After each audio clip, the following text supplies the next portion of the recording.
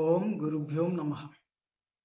మనము ఇప్పుడు time travel గురించి, మల్టీవర్స్ల గురించి కొత్తగా ఇంగ్లీష్ సినిమాల్లో చూసి అబ్బో ఇదేదో చాలా కొత్తగా ఉంది అనుకుంటున్నాం.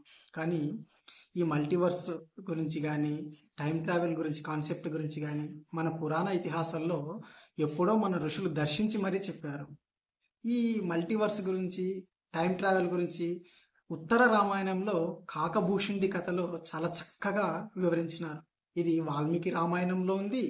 తులసీదాసు గారు రచించినటువంటి రామాయణంలో కూడా చాలా చక్కగా వివరించినారు. ఎంత బాగుంటుందంటే దాన్ని చదువుతుంటే మనమే నిజంగా టైం ట్రావెల్ చేశామేమో అనిపిస్తుంది. అంత చక్కగా ఆ తులసీదాసు రామాయణంలో ఉంది. ఒకసారి మనం ఆ కాకభూషుండి కథ గురించి తెలుస్తుంది. అసలు ఎవరి కాకభూషుండి అంటే ఇతను దాదాపు 11 సార్లు రామాయణాన్ని, 16 సార్లు మహాభారతాన్ని దగ్గరుండి చూసినటువంటి వ్యక్తి. అంటే ఎలా చూసినాడబ్బా 11 సార్లు, జరిగింది ఒక్కసారే కదా అని అనుకుంటాం మనం. కానీ వివిధ కల్పాలలో జరిగినటువంటి రామాయణాన్ని, మహాభారతాన్ని వివిధ డిఫరెంట్ యాంగిల్స్లో చూసినటువంటి మహా గొప్ప జ్ఞాని కాకభూషుండి. ఆ కాకభూషుండి అసలు ఎవరి కాకభూషుండి అంటే మనకు ఈయన గురించినటువంటి చరిత్ర ఉత్తర రామాయణంలో వస్తుంది. తులసీదాసు గారు రచించినారు. ఆయన రచించినటువంటి ఆ ఉత్తర రామాయణంలో ఉన్న ఒక చిన్న కథలో ఆ మల్టీవర్స్ గురించి, టైం ట్రావెల్ గురించి చాలా అంటే చాలా చక్కగా చెప్పినారు. ఒకసారి చూద్దాం. కాకభూషుండి అంటే కాకితలో ఉంటుంది, మనిషి రూపంలో ఉంటాడనమాట. మిగతా శరీరం అంతా మనిషి లెక్కలనే ఉంటుంది. ఇతను శాపవశాత్తు అలా ఉంటాడు, కానీ మహాజ్ఞాని. ఇతను ఒకసారి రాముడిని చూడాలి, 5 ఏళ్ల లోపున్న బాల రూపంలో ఉన్నటువంటి రాముణ్ణి చూడాలి, ఆ రాముణ్ణి దర్శించాలి, అతని లీలలను కన్నులారా చూడాలి అనుకొని అతను రామచంద్రమూర్తి 5 సంవత్సరాలప్పుడు ఉన్న కాలంలోకి వెళ్ళిపోతాడు. అప్పుడు ఆ రామచంద్రమూర్తి ఆ దృశ్యాన్ని ఆ తులసీదాసు ఎంత చక్కగా వర్ణించినాడంటే, రాముడు గజ్జలు కట్టుకొని చిన్ని చిన్ని అడుగులేస్తూ గల్లు గల్లుమంటూ నడుస్తూ చిన్ని రొట్టె పట్టుకొని ఇండ్లంతా నవ్వుతూ కయ్య తిరుగుతున్నాడంట.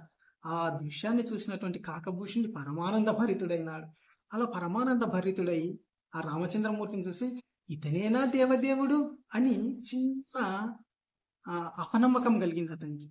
వెంటనే ఆ రామచంద్రమూర్తి ఆ కాకభూషుడికి వెళ్ళి చూసి చిన్నగా నవ్వినాడు ఆ బాలరామచంద్రుడు.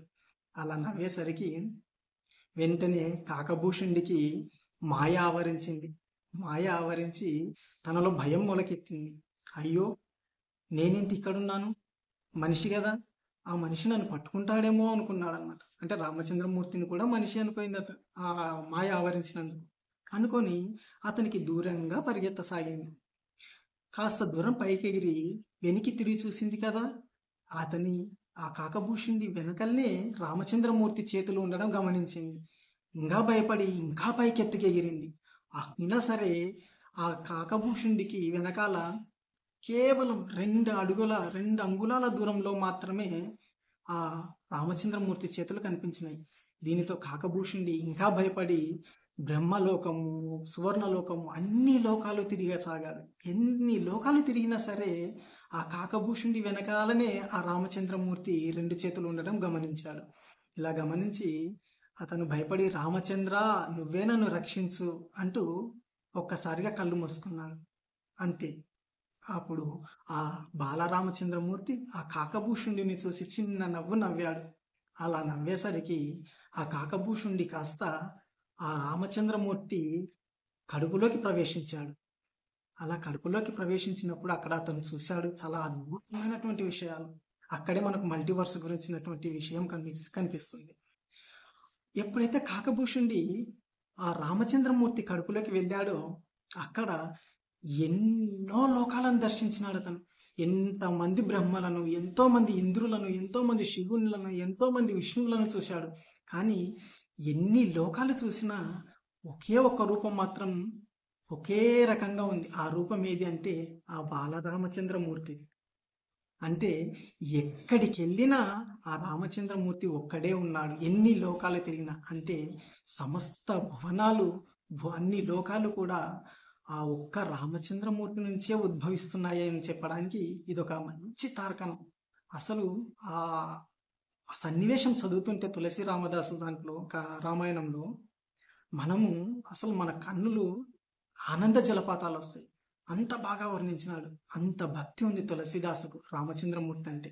ఇలా కాకభూషుండి అన్ని లోకాలను తిరిగి చూసి ఆ రామచంద్రమూర్తి మళ్ళీ ఒక్కసారి నవ్వేసరికి బయటకొచ్చి పడినాడు. బయటకొచ్చి పడి అసలు ఏమీ తెలియక సొమ్మసిల్లి పడిపోయాడు. సొమ్మసిల్లి పడిపోతే అప్పుడు బాలరామచంద్రమూర్తి తన హస్తాలతో నెమ్మదిగా కాకభూషుడిని లేపాడు. లేపి అయితే అప్పుడు ఆ కాకభూషుడి అంటాడు, తండ్రి నాకు సమస్త నీ యొక్క విశ్వదర్శనం చేపించావు, చాలా ధన్యుని తండ్రి అని చెప్తాడు. అప్పుడు ఆ రామచంద్రమూర్తి చిన్న నవ్వు నవ్వి, నీవు నా భక్తుడవు కదా, నీకు ఏమి కోరిక కావాలనో కోరుకో, సమస్త అష్టైశ్వర్యాలు నీకు ఇస్తాను అని చెబుతాడు. కానీ కాకభూషుడి మాత్రం ఏం కోరుతాడు తెలుసా? నాకు ఇవేమీ వద్దు తండ్రి, కేవలం నీ నామస్మరణ చేస్తూ ఉండాలి, ఆ భక్తి మాత్రమే నాకు ఇవ్వు, ఇంకా అంతకంటే ఎక్కువ నాకేమీ వద్దు అని చెప్తాడు. అప్పుడు ఆ రామచంద్రమూర్తి చాలా సంతోషించి, నువ్వు చిరంజీవిగా ఉంటావు, ఎప్పుడు కావాలంటే అప్పుడు మాత్రమే నీకు మరణం సంభవిస్తుంది, నీకు ఎల్లప్పుడూ నా నామజపమే చేస్తూ నా యొక్క నామ సంకీర్తన చేస్తూ ప్రజలందరికీ నా చరిత్రను చెబుతూ ఎప్పుడూ కూడా కలకాలము నా భక్తిలోనే జీవిస్తావు అని వరం ఇస్తాడు. అప్పుడు కాకభూషుడి చాలా సంతోషిస్తాడు. అయితే కాకభూషుడి పూర్వజన్మ వృత్తాంతము చాలా ఉంటుంది, అదంతా మళ్ళీ ఒక పెద్ద కథ. కానీ ఇక్కడ ఈ వీడియో చేయడానికి గల ముఖ్య కారణం ఏంటంటే, మనమేదో పెద్ద సైన్స్ అది ఇది అనుకుంటున్నాం ఈ కాలంలో. సైన్స్, టైం ట్రావెల్, లేకపోతే ఈ మల్టీవర్స్ల గురించి చూసి అబ్బా ఎంతో తెలుసుకున్నాము అనుకుంటున్నాం. కానీ వీటన్నిటిని ఎప్పుడో మన ఋషులు దర్శించి ఈ మల్టీవర్స్లు, టైం ట్రావెల్ అన్నిటి గురించి చేశారు. కానీ ఇంకోటి విషయం, ఇంత సైన్స్ చదివినప్పటికీ మనం ఇంతవరకు టైం ట్రావెల్ చేయలేదు. కానీ టైం ట్రావెల్ అప్పట్లో మన ఋషులు చేశారు. అందుకు ఉదాహరణ ఈ కాకభూషుడి. ఈ కాకభూషుడి ఎన్నో కల్పాలలో జరిగినటువంటి రామాయణాన్ని, మహాభారతాన్ని వివిధ ఎండింగ్స్లో చూసినటువంటి వ్యక్తి. కాబట్టి దీన్ని బట్టి మనకి ఏమర్థం అవుతుందంటే, మనం ఎప్పుడు కూడా మన పురాణాలను, ఇతిహాసాలను అవహేళన చేయకుండా వాటిలో ఉన్న సారాన్ని గ్రహించడానికి ప్రయత్నం చేయండి. అప్పుడు అందులో ఉన్నటువంటి విజ్ఞానము, అందులో చెప్పినటువంటి ఆధ్యాత్మిక జ్ఞానము అన్నీ కూడా మనకు బోధపడతాయి. జై శ్రీరామ్.